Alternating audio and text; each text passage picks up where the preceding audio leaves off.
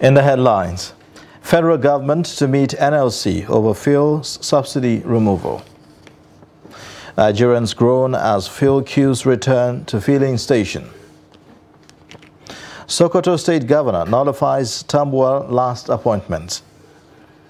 On the foreign scene, Sudan Army suspends participation in Jeddah ceasefire talks. Hello and welcome to the news update on Trust TV. I am Ayuba Ila. Thanks for joining.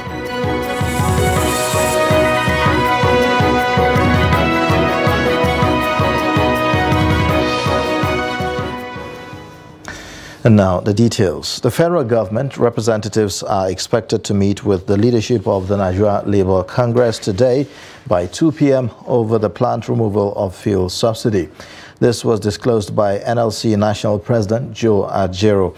On Monday, during his inaugural speech, President Bola Tinubu said that the era of subsidy payment on fuel has ended.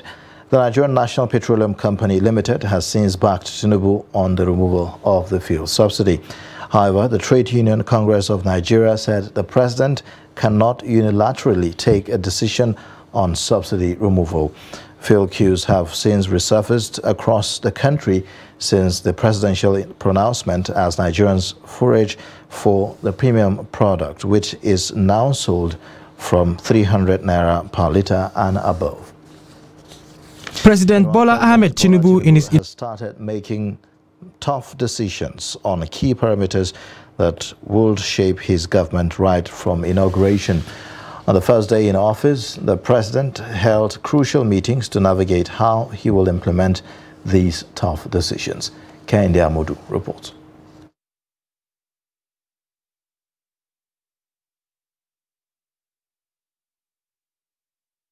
Report later. Now, Nigerian National Petroleum Company Limited and the Independent Petroleum Marketers Association of Nigeria, IPMAN, differ on fuel subsidy removal announced by President Bola Tinubu.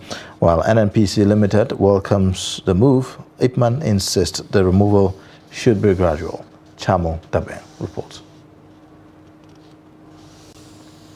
Following the announcement on the removal of subsidy by President Bola Tinubu, the Nigerian National Petroleum Company Limited says it welcomes the subsidy removal, stating that it would free up funds that were otherwise tied up in subsidizing fuel, which according to the group CEO, Mele Kyari, cost the country 400 billion naira on a monthly basis. We have been funding the subsidy from the cash flow of NNPC since government is unable to defray the cost of subsidy that is due to the corporation. And we believe that this will free resources for the NNPC to continue to do the great work that this company will do for our country, and it allows us to continue to function as a very commercial entity. Kyari, however, assured Nigerians of the availability of fuel, advising motorists against panic buying. But Vice President of the Independent Petroleum Marketers Association of Nigeria, IPMAN, Abubakar Megandi, argues that the subsidy removal must be done in phases. The issue of subsidy removal is a long-term process which they have started almost since last year. And they have been calling us on the issue. We know definitely Nigeria is losing a lot of money on the issue of subsidy, but we tell them if they want to do subsidy, they should do it based on pace. Since we have 3 refineries, let this refinery be functional. Then secondly, Dangote refinery, 2 will assist. So that is the advice that we give them, and then they create some certain palliatives that will cushion the effect of the subsidy. Fuel queues have now resurfaced at fueling stations, with some stations selling at 600 naira per litre, a situation which Megandi says he is unaware of. All what I know, as I go around, I have seen there is a lot of queues. People are queuing to see that they source the product, because Mr. President has already announced that they will remove the subsidy. No, normally what people fail to understand is very difficult for a marketer to go and hoard the product. Because if you hoard this product, all that I have been telling people, you are hoarding your money. And this money is not your money, you carry the loan. And the bank is looking for your turnover. We too, if they remove the subsidy, it has some certain side effect to us. The side effect is we have to increase huge amount of money before we can be able to buy the products. And you know, most of us really rely on the banks to have a loan.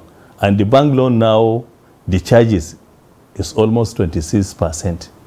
With inflation already at 22.22% and food inflation at 24.61%, Megandi warned that the outright removal of fuel subsidy will push the cost of goods and services beyond the limits of the average Nigerian and push the already 71% misery index in the country.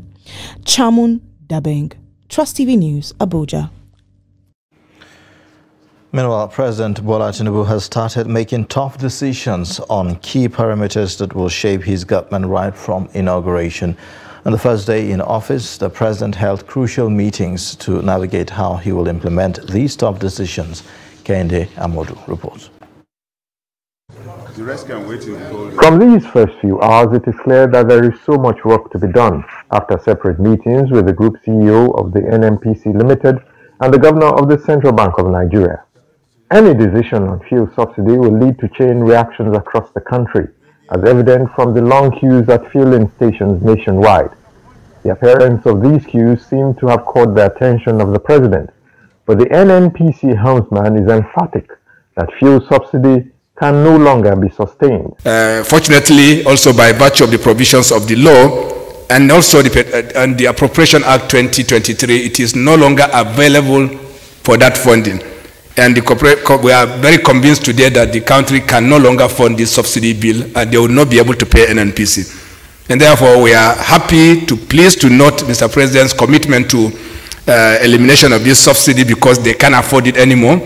And we will take necessary steps to ensure that we recover our costs from the market. But he is giving assurances that government will initiate measures to cushion the effects of the removal of subsidy.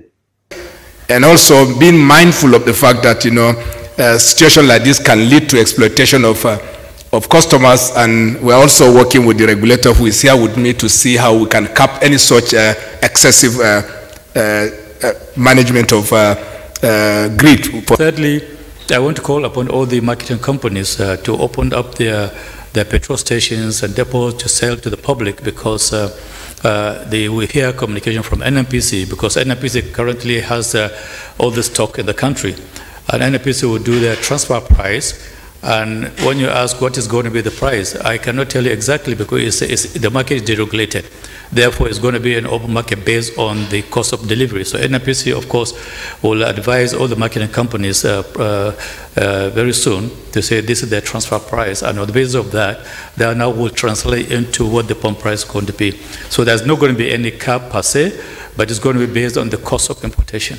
And again, I repeat, ourselves and the FCCPC will ensure that the consumer is not taken advantage of. The reality of what is on ground will set in the next few days, as President Tinubu is briefed by heads of key ministries, parastatals and agencies. The shocking truth on day one is that federal government is owing the NNPCL 2.8 trillion naira in fuel subsidy deficit, which it must pay back. From State House, Abuja, Kehinde Amodu, Trust TV News. In the meantime, long fuel queues have returned to Kaduna as motorists spent hours to buy petrol. Bello Musa reports that some filling stations are selling as high as 300 naira per litre, as against government-regulated price of 195 naira. The report. Many filling stations in Kaduna have closed their gates to motorists and therefore not selling fuel. These are the few filling stations dispensing fuel in Kaduna metropolis. The situation also triggered panic buying, with many motorists trooping out to the fuel stations to fill their cars. It is not suitable. Wallahi. As of yesterday, that's fuel, but today we wake up, we don't see fuel again. I still there more than 3 hours. I never see the fuel. We are still on the queue. Because of the announcement that Mr. President said he removed the fuel subsidy, everywhere fuel becomes scarce and difficult. See, you can imagine how masses are suffering to get fuel, which is wrong. Not because the fuel is not available. Fuel is available everywhere, but intentionally they refuse to sell the fuel.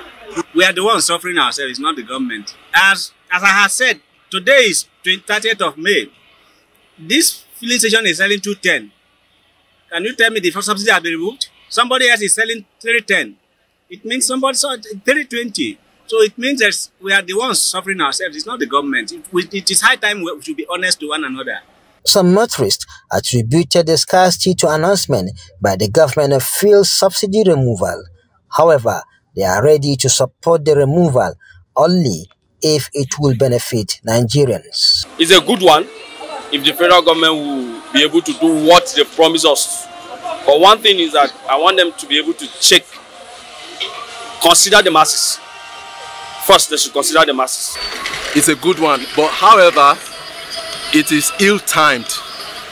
I want to believe that they should have allowed the new refinery, the Dangote refinery, to come on board fully, and then before they take out the oil subsidy. The scarcity resumed after the new President Bola Ahmed Tinubu in his inaugural speech admitted that fuel subsidy is not captured in 2023 budget beyond June. Bello Musa, Trust TV News, Kaduna. Now, reactions have continued to trail the announcement by President Bola Tinubu that fuel subsidy has ended. In Bauchi State, residents are appealing to stakeholders in the oil sector to consider the plight of Nigerian masses before taking any action on the matter. Trust TV's Adamu Imam reports. The issue of removing oil subsidy has been a tricky one since the commencement of the Fourth Republic. This is due to the likely strain it will initially have on the average Nigerian. Although it is long-term effect are deemed positive, attempts to end the regime had always been opposed due to lack of concrete palliative measures to assuage the biting effect. With the presidential declaration at the inaugural ceremony on 29th of May, residents within Bauchi State capital say it has resulted in the hike in price and closure of some filling stations. Nigerian masses don't even know where they're headed. The former president just handed over to President Tinubu, who just announced the removal of fuel subsidy, and now oil marketers have started closing filling stations. Today we witness a hike in the price of petrol. It is now sold for 360 naira per litre. We also observe delays on queues, while some even tampered with the adjustment in the petrol dispensing machine. It is unfortunate. I bought 20 liters 2 days ago at 5,100 naira, but today even 8,000 did not fill up the 20 liters gallon, and they will not agree to sell the product to me unless I added an additional 500 naira. Others lament that petrol stations are holding the commodity to the detriment of many Nigerians, while black marketers took advantage of the scarcity to make bricks business as usual. There must be awareness on what the statement is meant for Nigerians.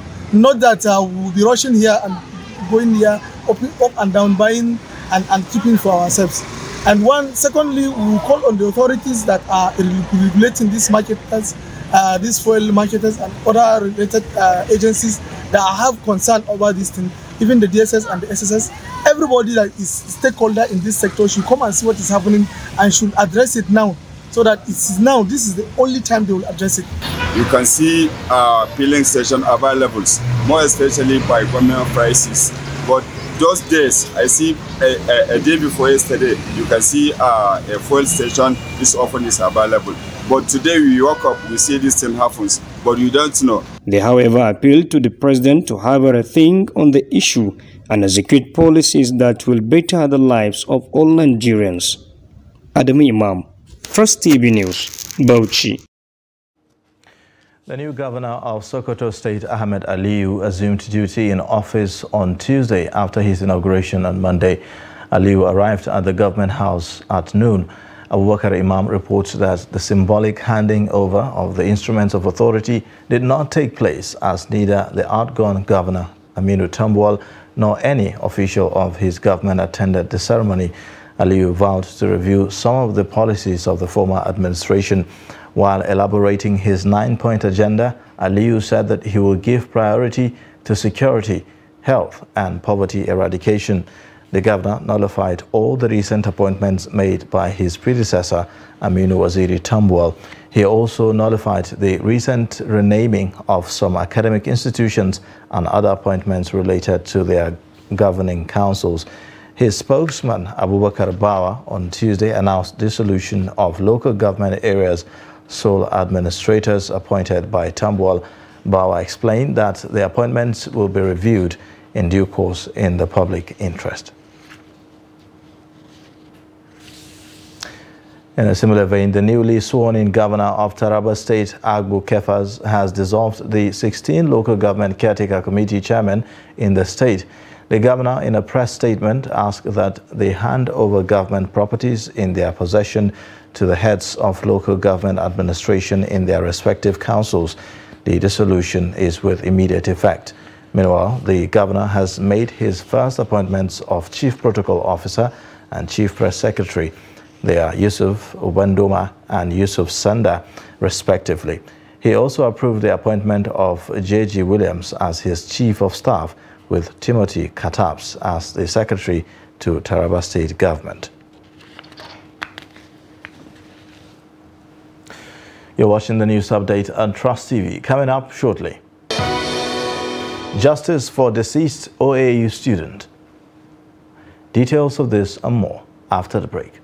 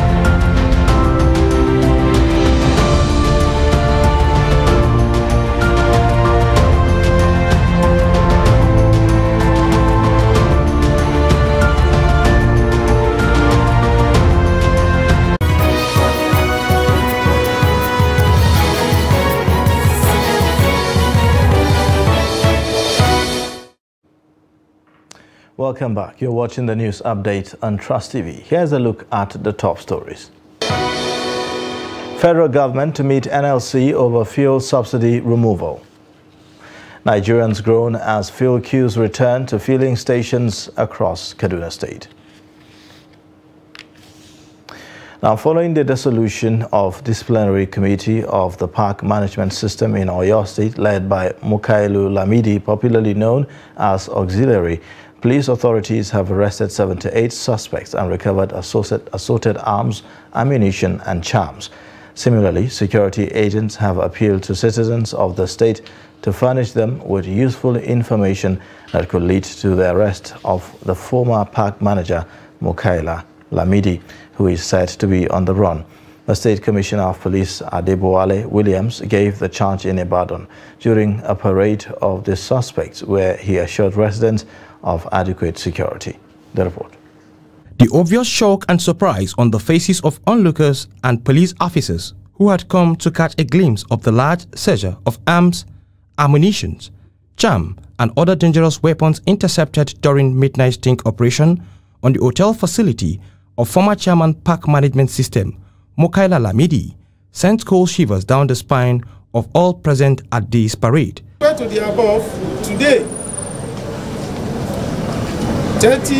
Tuesday 30/5/2023, in a strategic intelligence coordinated raid around its location at Diamond Hotel, Alakia, Isebo, under Egbeda local government area, 78 suspected Ulus who had perfected plans to unleash mayhem at the early hours of today at major parks of the metropolis were arrested in possession of sophisticated weapons, 724 cartridges, assorted charms, 33 mobile phones, and a sum cash of about 3,450,000 naira. The clampdown is coming hours after the state government dissolved the disciplinary committee of the park management system, and the police said the 78 suspect had perfected plans to cause trouble within the state. During the raid, sophisticated firearms were recovered inside the hotel rooms and in the trunk compartment of the parked vehicles within the hotel. Worthy of note is that though the PMS chieftain was able to escape with some of his boys during the gun duel with the police, however, a member of the group was neutralized in a gun duel with the police. In furtherance of the above, Oyo State Police Command, under my constructive leadership, reiterates its unwavering commitment towards tackling criminal rascality, hooliganism, and blatant disregard for the rule of law. Consequent on the above, the Oyo State Police Command enjoins residents to cooperate with the police with the provision of useful information to help apprehend the sacked PMS chieftain. Cash running into millions of naira, charms, dangerous weapons as well as arms and ammunition still litter the streets, and the security agents here have promised to smoke out all criminal elements hell-bent on disrupting the peace in Nigerian peace-setter state, Oyo. To achieve this, the police are calling for synergy from members of the public to put an end to the needless loss of precious lives and property. The Osun State High Court in Osogbo has sentenced a popular businessman, Ramon Adedoyi, to death by hanging over the murder of a student of Obafemi Awolowo University, Ile-Ife, Timothy Adegoke. The Chief Judge of the State, Justice Adepele Ojo, while delivering judgment on Tuesday, found Adedoyi guilty and convicted him. Hamid Oyegbade reports. Late Timothy Adegoke lodged at Hilton Honors Hotel between 5th and 7th of November 2021, where he was sent to his early grave. He was murdered and his remains evacuated and dumped in a bush on Ede Road by some staff of the hotel. The owner of the hotel, Ramon Adedoyi, and his staff were arrested and prosecuted at the Osun State High Court in Osogbo. The Chief Judge of the State, Justice Adepele Ojo, found Adedoyi guilty and sentenced him to death by hanging. The first defendant is Dr. Raymond Adedoyi, and he has been convicted for conspiracy to commit murder and murder, among other counts preferred against him. The third defendant is Adeni Yaderogba. He was the manager of the hotel. He was the one that admitted that himself, Rahim Adedoyi, who is now at large, the fifth defendant, evacuated the dead body of the late Timothy Adegoke from the hotel, from room 305 where he was lodged, and evacuated it and dumped him at Ede Road. They both admitted and they were convicted for their various roles in the entire case. So the fifth defendant is Oyetunde Kazim. He was also a money manager as well in the same hotel. So the three of them, including the seventh defendant, have been convicted for conspiracy to commit murder and murder. The range of the sentence? For the conspiracy, they were convicted for 10 years imprisonment, and for some other offenses, they were convicted for life imprisonment. And the other one, the ultimate conviction was that they were convicted to death by hanging. Justice has been well served in this case, in the sense that the late Timothy Adegoke did not die in vain. Yeah, in line with the provisions of the law, we will consult with our clients. The relatives of the deceased expressed happiness with the judgment, while the convicts might proceed to the higher court until their rights of appeal is exhausted. Hamid Oyegbade, Trust TV News, Osogbo. Now, on the foreign scene, Sudan's army has suspended its participation in talks over a ceasefire and humanitarian access, raising fears of renewed fighting that has displaced tens of thousands of people. The talks with the rival paramilitary Rapid Support Forces began in the Saudi Arabia port city of Jeddah in early May and had produced a declaration of commitment to protecting civilians and two short-term ceasefire deals that have been repeatedly violated. The army and the RSF had agreed to extend a week-long ceasefire deal by 5 days just before it was due to expire late on Monday. Until late Tuesday, intense clashes were reported in Sudan's capital, Khartoum, with residents reporting intensive fighting in all three of the adjoining cities that make up Sudan's greater capital around the confluence of the Nile, Khartoum, Omdurman and Khartoum North. The truce was brokered and is being remotely monitored by the Saudi Arabia and the United States, which say it has been violated by both sides but has allowed for the delivery of aid. The war has forced nearly 1.4 million people to flee their homes, including more than 350,000 who have crossed into neighboring countries. More than 6 weeks into the conflict, the United Nations estimated that more than half the population, 25 million people, to be in need of aid and protection. And in sports news, Manchester City boss Pep Guardiola has been named Manager of the Year by the League Managers Association. It's the third time Guardiola has collected the Sir Alex Ferguson Trophy, voted for by managers across all of the divisions. The Spaniard, 52, also won the Premier League Manager of the Year award after his side clinched a third consecutive title and fifth in 6 seasons. Guardiola became only the third manager to win 3 or more LMA Manager of the Year awards, matching David Moyes' tally, but still 2 behind Sir Alex Ferguson. Now, City faced Manchester United in Saturday's FA Cup final. Victory in that match will set up a chance to win the treble when they face Inter Milan in the Champions League final on 10 June. And that's it for the news update. You can watch more via all our social media platforms and also on our YouTube live stream. I am Ayuba Ile. Thanks for watching. Bye for now.